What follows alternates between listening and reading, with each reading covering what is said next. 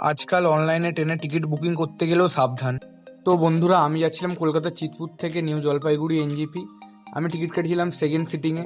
আমার টিকিট কাটার পরে টিকিটের সিট পজিশান দিয়েছে D8-এ 55 উইন্ডো সিট। ঠিক আছে, বেশ ভালো লাগলো শুনে, যাবো উইন্ডো সিটে বসে যাব।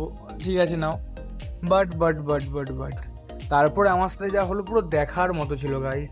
তোমরা দেখো, আমি তোমাকে পুরো টিকিটটা দেখাচ্ছি, ফোন স্ক্রিন রেকর্ডিং করে অন দ্য স্পট করেছিলাম ট্রেনের মধ্যে বসে, যখন আমার সাথে স্ক্যামটা হয়েছিল। এই গাইস দেখতেই পাচ্ছ, D8 55 উইন্ডো সিট পেয়েছি। আমার ভালো, ট্রেন ছেড়েও দিয়েছে, দেখতেই পাচ্ছ 29 মিনিট লেট। তো এবার সিট পজিশনটা দেখো, D8 আছে 55, এখানেও কি দেখাচ্ছে উইন্ডো সিট রাইট সাইডে, ট্রেনের কোচের মিডিল করে। বাট তারপর যা হলো দেখো, এই যে ট্রেনে উঠেছি, ট্রেন চলছে, তোমাদেরকে জাস্ট সিট পজিশনটা দেখাচ্ছি। দেখো এখানে কি দিয়েছে, এখানে দিয়েছে 56 হচ্ছে উইন্ডো, 55 হচ্ছে মিডিল, আর 54 হচ্ছে মানে সাইডের সিট, ওই যে লেখা আছে।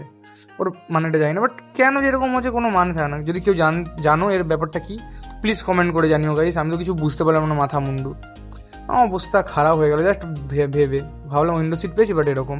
কেউ জানলে অবভিয়াসলি কমেন্ট করে জানিও।